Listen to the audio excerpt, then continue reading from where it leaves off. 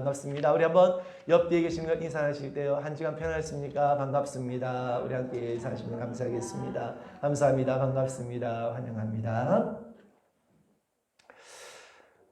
근래 여러분들은 제가 전하는 말씀을 통해서 위기라는 말을 참 어느 때보다 자주 듣고 계실 것입니다. 실제로 지금 우리는 그 어느 때보다도 위기의 시대를 지나고 있다라고 할 수 있습니다. 그런데 문제는 여전히 많은 사람들이 전혀 이 위기의식을 가지지 않고 살아가고 있다는 것입니다. 얼마 전 총선이 여당의 압도적인 승리로 끝이 나게 되었습니다. 물론 그마저도 하나님의 주권 가운데 되어진 일이라고 한다면 우리는 받아들일 수밖에 없겠지만, 여러분이 민주주의 국가에서 삼권 분립을 통해 권력에 대한 견제와 균형이 무엇보다도 중요한 것임에도 불구하고 어느 한쪽에 힘이 쏠린다고 한 것은 대단히 우려스러운 일이 아닐 수가 없다는 것입니다. 이제 5월 국회가 개원하면 다수당의 여당은 온갖 법안을 마음대로 발의하고 통과시키게 될 것입니다. 이미 벌써 차별금지법을 통과시키겠다고 벼르고 있다는 것입니다. 여러분, 이 법은 소수의 인권을 보호한다는 명분하에 실제적으로는 사회주의 국가를 꿈꾸는 자들에게 가장 걸림돌이 되어지는 교회를 박해하기 위한 하나의 수단이 될 것이란 것입니다. 그동안 우려했던 일들이 정말 현실이 되면 성경책은 불법책이 되어지고 성경대로 말씀을 전하면 법을 어기게 되어서 처벌을 받게 되는 그러한 일들이 실제로 일어나게 될 것이란 것입니다. 점점 무너져가고 있는 이 나라의 현실 앞에 여전히 거짓에 갇혀서 정의와 평등을 이루고 이상적인 사회를 이룰 것이라고 하는 그 달콤한 꿈에 젖어 있다가 그 꿈에서 깨어나게 될 때는 이미 우리가 그동안 너무나 당연하게 누렸던 모든 것들이 다 사라지게 되고 정말 이제는 아무것도 할 수 없는 그러한 현실에 직면하게 될 것입니다. 여러분, 과거에는 경제적인 위기가 가장 큰 요인이었다고 한다면 이제는 경제 위기에, 안보의 위기에, 외교의 위기에, 정치 사회 문제까지 더하여서 훨씬 더 힘든 그러한 시대를 맞이하게 될 것은 분명한 사실인 것입니다. 이러한 현실만을 생각하면 너무나 그 마음이 두렵고 또한 그 마음이 답답하기도 하실 것입니다. 하지만 그렇다고 해서 우리는 세상 사람들과 같이 살아갈 수는 없다는 것입니다. 그렇다고 한다면 저와 여러분들은 앞으로 다가올 세상을, 우리가 정말 한 번도 경험하지 못했던 그런 세상을 우리가 맞이하게 될 때 우리는 이러한 세상을 어떻게 살아가야 할까 하는 것입니다.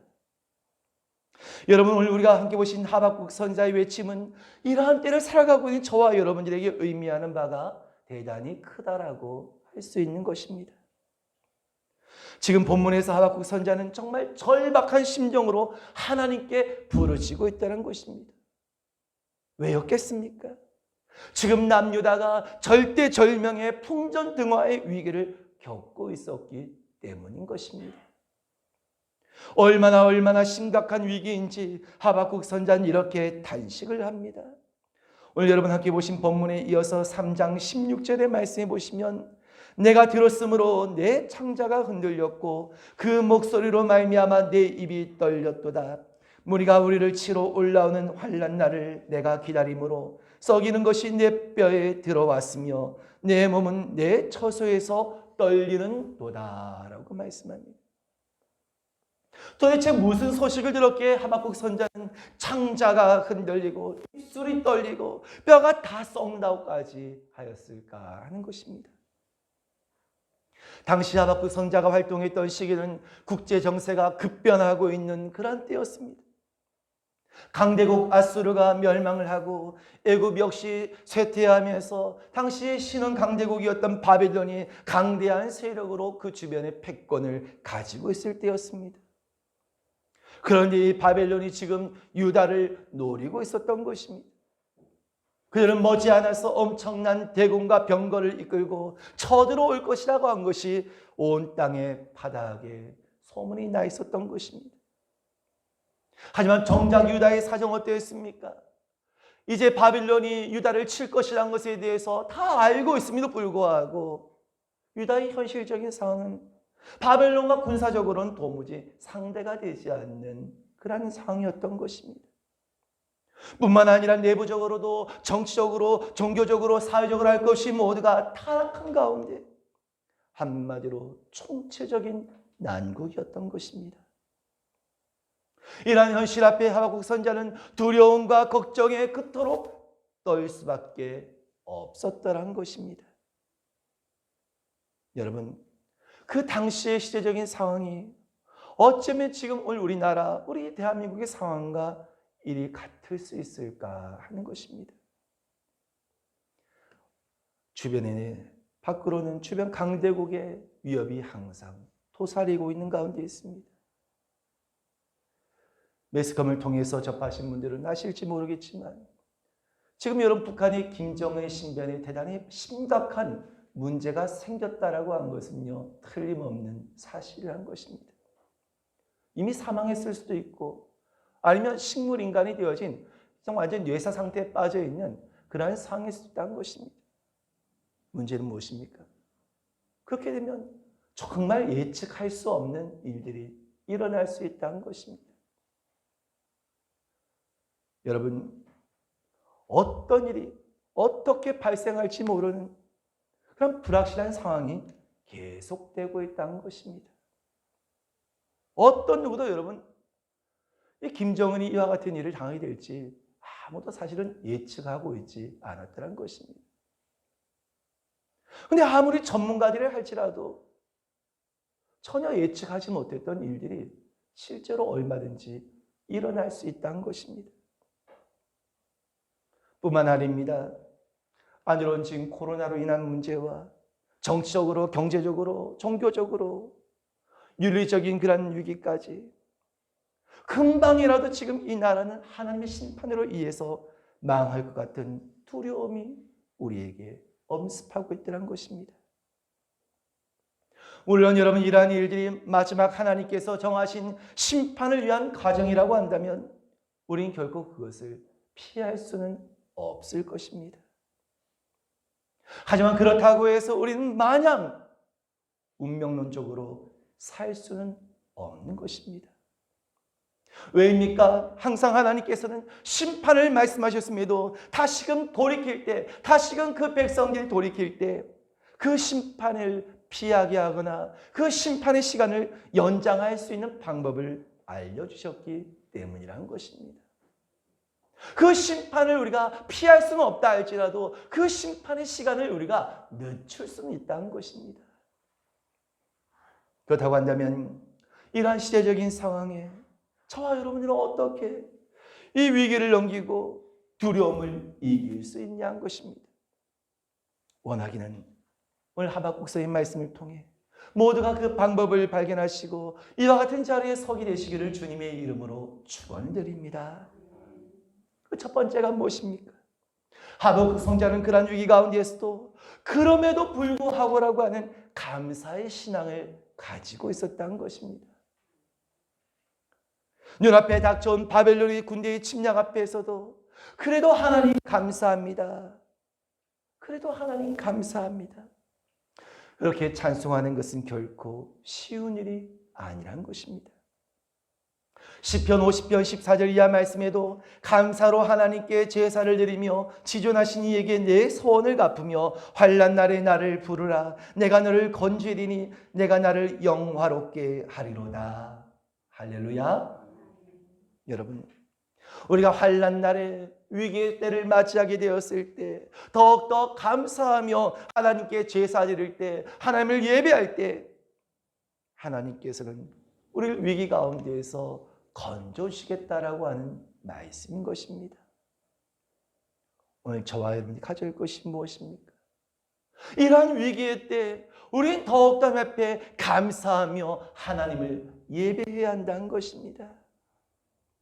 하박국은 창자가 흔들리고 입술이 떨려지고 뼈가 썩을 정도로 두렵다고 했지만 그 솔직히 자신이 인간적인 그 감정을 솔직히 고백한 것입니다. 두려움은 사실 여러분 인간적으로 두려운 일이지 않겠습니까? 하지만 하박국은 그럼에도 불구하고 이어서 어떤 고백을 합니까? 우리가 너무나 잘 알고 있는 감사의 찬양을 드렸던 것입니다. 여러분, 우리 하박국서 3장 17절의 말씀을 우리 한번 합독해 보겠습니다. 시작. 비록 무화과 나무가 무성하지 못하며 폿나무에 열매가 없으며 감람나무에 소출이 없으며 밭에 먹을 것이 없으며 우리의 양이 없으며 외양간에 소가 없을지라도. 아멘. 여러분, 이 한 절의 말씀 가운데 하박국은 무려 6가지나 없어도 무려 6가지나 하박국은 없다라고 하고 있다는 것입니다. 무화과나무, 포도나무, 감람나무, 이 나무는 성경에서 말씀하고 있는 3대 열매를 맺는 나무다라고 할 수 있습니다. 근데 이것이 없어도 또 밭에 먹을 것이 없고 우리의 양이 외양간에 소가 없다는 것입니다. 모두가 삶에 살아가는 데 있어서 생계에 꼭 필요한 것입니다. 근데 모든 것이 지금 다 없어진 상황인 것입니다. 당장 먹을 것이 없습니다. 그럼에도 하박국은 불평 대신에 원망 대신에 하나님을 향하여 감사를 고백하고 있다는 것입니다. 여러분, 18절의 말씀을 다시 한번 합독해 보겠습니다. 시작. 나는 여호와로 말미암아 즐거워하며 나의 구원의 하나님으로 말미암아 기뻐하리로다. 아멘. 무엇이 있어서 감사한 것이 아니라 하나님께서 나를 잘 살게 하시고 내게 늘 좋은 일만이 넘쳐서 감사한 것이 아니라 단 한 가지의 이유, 다른 것은 다 없다 할지라도 하나님 한 분만으로, 나를 구원하신 그 하나님 한 분만으로 인하여서 감사하고 나는 주님 기쁩니다. 이와 같이 오늘 하박국 선지자는 즐겁게 고백하고 있다는 것입니다. 여러분, 하나님께서 어찌 이와 같은 믿음, 이와 같은 신앙을 기뻐하지 아니하시겠습니까? 어떻게 이러한 믿음, 이러한 신앙을 가진 사람을 환난 가운데, 고통 가운데 내어버려 두시겠냐는 것입니다. 반드시 이와 같은 사람을 하나님께서 환난 가운데서 그 고통을 취하여 주실 뿐만 아니라 반드시 하나님께서는 그러한 사람을 승리케 하실 줄로 믿으시길 바랍니다. 그렇습니다, 여러분. 우리가 이 위기의 때를 지날 때, 모두가 위기를 이야기하고 이러한 때, 우리는 그 무엇보다도 하나님 앞에 감사하는 사람. 이래도 하나님 감사합니다. 저래도 하나님 감사합니다. 여러분, 이것이 모든 위기와 두려움을 극복하고 이기는 첫 번째 방법인 줄로 믿으시기를 주님의 이름으로 축원드립니다. 두 번째는 무엇입니까? 하박국 선지자는 이러한 위기와 환난 중에도 하나님께서 이루실 놀라운 영광의 날을 바라보았다는 것입니다. 오늘 본문의 말씀이 12절과 13절의 말씀을 보십니다. 피로 성읍을 건설하며 불의로 성을 건축한 자에게 화 있을진저 민족들이 불탈 것으로 수고하는 것과 나라들이 헛된 일로 피곤하게 되는 것이 만군의 여호와로 말미암음이 아니냐. 그렇습니다. 여기서 피로 성읍을 건설하며 불의로 성을 건축하는 자라고 한 것은 바로 지금 유다를 침략하는 바벨론을 뜻하고 있는 것입니다. 바벨론은 정복한 나라 백성들을 포로로 끌어다가 그 피와 희생으로 자신들의 성읍을 건축하였던 것입니다. 그런데 하박국 선지자는 13절에 뭐라고 분명히 선포합니다. 민족들이 불탈 것으로 수고하는 것과 나라들이 헛된 일로 피곤하게 될 것은 여호와 하나님이 그렇게 만드실 것이다 라고 선포하고 있다는 것입니다. 무슨 말씀입니까? 지금은 아무리 바벨론이 강한 힘을 가지고 침략한다 할지라도 결국 하나님께서 그들의 계획과 그들이 행하는 모든 것들을 다 헛된 것으로 만들 것이라고 하시는 하나님의 말씀일 것입니다. 그러면서 하박국 선지자는 이렇게 선포합니다. 14절의 말씀을 여러분 우리 한번 합독하겠습니다. 시작. 이는 물이 바다를 덮은 같이 여호와의 영광을 인정하는 것이 세상에 가득함이니라. 아멘. 그렇습니다. 이렇게 하나님께서 바벨론의 무서운 힘과 침략을 다 무력하게 만드시고 헛된 일로 만드심을 통하여서 결국 무엇이 드러나게 하시는가? 여러분 따라해 보시기 바랍니다. 여호와의 영광입니다. 다시 한 번 더 시작. 여호와의 영광입니다. 아멘. 여러분 결국 하나님 자신이 하나님의 영광을 물이 바다를 덮은 같이 온 세상에 가득하게 드러내신다는 것입니다. 하나님께서는 결코 이길 수 없을 것만 같은 그 거대한 바벨론의 세력을 무너뜨리심을 통하여서 바로 세상 열방이 여호와 하나님의 그 힘과 그 능력을 크게 경험하게 될 것이며 결국은 그 입술을 통하여서 정말 하나님이 살아계신 분이시구나, 정말 하나님은 위대하신 분이시구나, 모두가 이와 같이 그 하나님의 영광을 인정할 수밖에 없는 그런 날이 이르게 될 줄로 여러분 믿으시기를 주님의 이름으로 축원드립니다. 그러면 여러분 우리는 어떻게 합니까? 세상이 어떠하다 할지라도, 세상이 어떻게 흘러간다 할지라도, 어떤 상황이 놓인다 할지라도 사실 모든 것은 결국 다 우리의 문제일 뿐이란 것입니다. 모든 것은 다 우리의 생각일 뿐이란 것입니다. 하나님은 언제나 살아 역사하시며 하나님은 언제나 늘 동일하신 분이라는 사실을 우리는 늘 잊지 말아야 한다는 것입니다. 그래서 우리 믿음의 사람들은 바로 세상에 요동하지 않고 이것을 분명하게 기억하고 이것을 분명하게 우리는요 바라보는 것입니다. 지금 우리 앞에 일어나고 있고 지금 우리 앞에 보여지고 있는 일들이, 그런 모든 것들이 너무나 우리에게 크게 다가오고 그로 인해서 우리가 낙심이 되어지고 더 이상 우리가 어떤 소망이 없다 할지라도, 장차 우리 앞에 다가올 일들에 대한 그런 두려움이 있다 할지라도, 여러분 솔직히 저도 장차 우리 앞에 다가올 그런 그 위기의 날, 장차 우리 앞에 일어날 일들을 생각하면 저의 마음속에도 두려움이 찾아올 때가 있다는 것입니다. 하지만 여러분 걱정하지 마시기 바랍니다. 두려워하지 마시기 바랍니다. 아무리 세상이 강하고 아무리 우리의 대적이 강하다 할지라도 하나님 보시기에는 한 줌의 먼지에 불과하기 때문인 것입니다. 그렇게 강대했던 아수르도, 그렇게 강대했던 바벨론도 결국은 다 무너졌습니다. 그렇게 세계를 통치하였던 로마 제국도 결국은 다 무너지고 말았던 것입니다.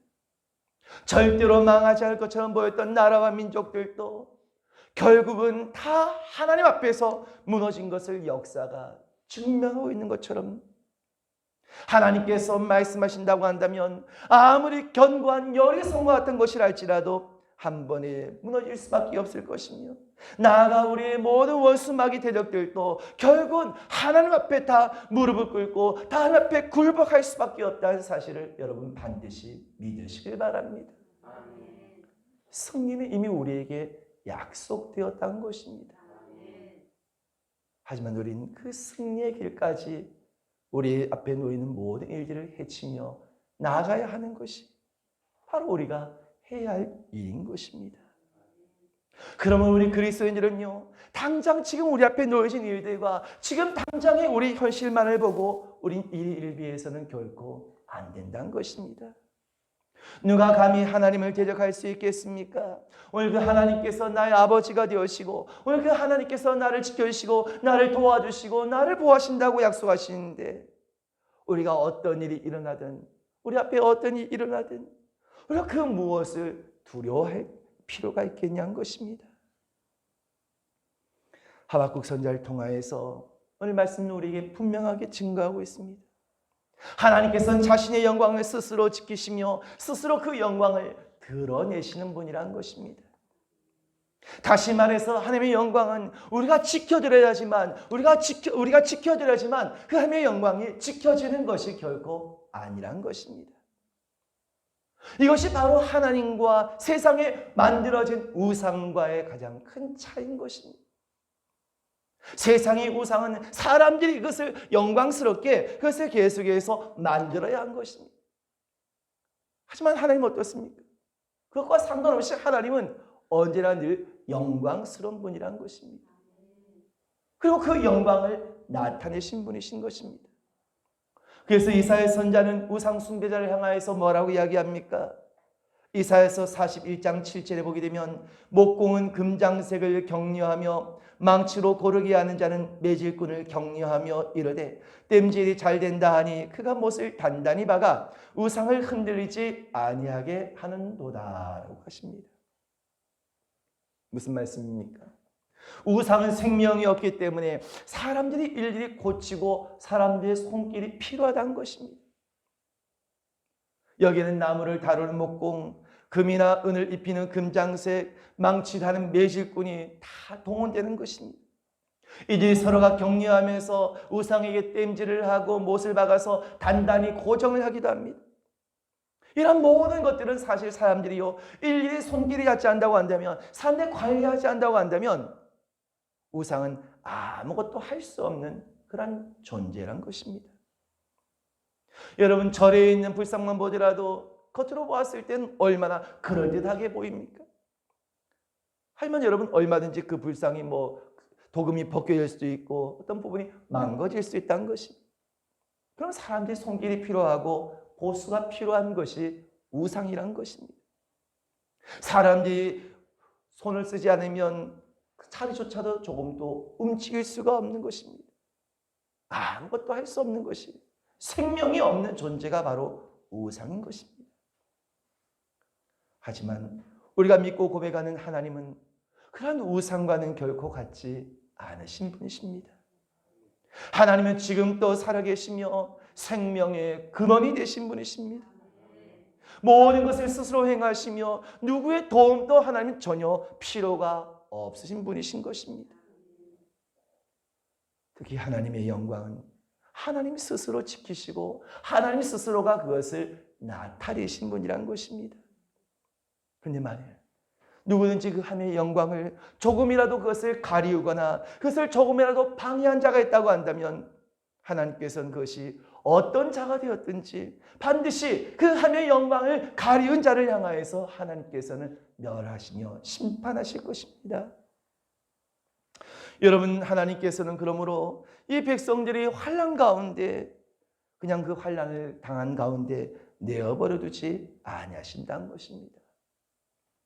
왜겠습니까? 만일 하나님의 백성들이 계속해서 그냥 고난만 당하고 어려움만 당하고 있다고 한다면 그것은 하나님의 영광이 가려진 일이 되기 때문인 것입니다. 여러분, 그렇지 않겠습니까? 우리 믿는다고 하는 사람들이 늘 어려움과 고난만 겪는다고 한다면 사람들은요, 아니 믿는 사람들이 저렇게 사는데 정말 믿는다고 하는 것이 별거 없네. 하나님 정말 별것 없네. 여러분, 만약 모두가 다 그렇게 말한다고 한다면, 모두가 그렇게 여러분 생각한다고 한다면 얼마나 이것이 또한 하나님의 영광이 가려우는 일이 되겠냐는 것입니다. 하나님께서는 그 영광을 스스로 나타내신 분이신 것입니다. 그러므로 반드시 때가 이르게 되었을 때 하나님께서는 그 백성들을 환난 가운데서 건지시며 그 모든 대적들을 물리치시며 승리하게 하심을 통하여서 하나님께서는 직접 그 영광을 나타내시고 또 그 영광을 선포하신 줄로 믿으시길 바랍니다. 그래서 우리는 그 하나님의 영광을 바라보아야 한다는 것입니다. 어떤 환경과 어떤 상황을 만난다 할지라도 우리가 흔들리지 아니하고 그 모든 것을 감당하며 그 모든 것을 이겨낼 수 있는 것도 우리가 하나님의 그 영광을 바라보기 때문인 것입니다. 그런데 그 영광을 우리가 바라보지 못한다고 한다면, 그 영광을 우리가 잊고 있다고 한다면 우리 세상 가운데서 위기가 찾아올 때 그냥 두려움 가운데 우리 낙심과 절망 가운데 빠져 아무것도 할 수 없이 그냥 살아갈 수밖에 없을 것이란 것입니다. 여러분, 아무리 세상에 위기가 찾아온다 할지라도 우리를 도우시고 우리를 지키시는 하나님의 손길을 의지하며 여러분 날마다 감사하시길 바랍니다. 우리에게 위기와 어려움이 다가올 때 그럼에도 불구하고 우리의 가정과 우리의 공동체와 이 나라의 민족을 돕고 계시는 그 하나님의 영광을 바라볼 때 우리는 반드시 그 모든 위기를 지나며 승리함을 통해 더욱 담의 영광을 크게 드러나게 될 줄로 믿으시기를 주님의 이름으로 축원을 드립니다. 얼마 전에 한 목사님과 함께 대화 중에 이 목사님이 기독교 서점에 다녀온 이야기를 잠깐 들었습니다. 이 목사님이 기독교 서점에 가셨는데요, 참 이 매장이 그렇게 썰렁하더란 것입니다. 그렇게 왜 그렇게 손님이 없냐고 물으니까요, 그 운영하신 사장님이 요즘에 이 기독교 서적을 찾는 분들이 이렇게 많이 줄었다는 것입니다. 그래서 목사님이요, 뭐 요즘에 경제도 좀 많이 어렵고 또 요즘에 인터넷으로 많이 구입하기 때문에 매장에서 이렇게 책을 사신 분들이 뭐 많지 않은 것이겠죠 라고 대답을 했다는 겁니다. 근데 그분이 뭐라고 이야기한가 하면요, 목사님 아니에요. 인터넷에서도요 이렇게 기독교 서적이 많이 팔리지 않는다는 것입니다. 예전에 어려울 때, 예전에 그 IMF와 같이 그 어려웠을 때에는 참 많은 사람들이 신앙 서적을 찾고 정말 더 많은 사람들이 어떤 신앙적인 것들을 더 강구하게 됐었는데 참 요즘에는 참 이상하다는 것입니다. 분명히 어려운 때는 틀림없음에도 불구하고 예전과 같지 않다는 것입니다. 여러분, 정말 똑같이 어려워도 저도 정말 그때와 그 어려웠던 그 IMF 시절, 그때와 지금의 온도차가 너무나 크다라고 하는 것을 저도 느끼게 되더란 것입니다. 여러분, 벌써 IMF가 거의 한 23년 정도 된 전이지 않습니까? 저도 기억하기를 그 실제로 IMF 때는요 정말 어려웠음에도 불구하고 오히려 교회는 성도들이 더욱더 늘어났었다는 것입니다. 워낙 힘들고 또 그런 위기감 속에서 의지할 곳이 필요하기 때문이었는지 오히려 숫자적으로 교회는요 더욱더 그 당시에 부흥하여서 놀랐던 그런 기억이 지금도 있다는 것입니다. 여러분 기억해 보시면 정말 IMF 때 모두가 다 어렸음에 불구하고 교회는 그때 사실 더 많이 부흥을 했던 그런 시기였다는 것입니다.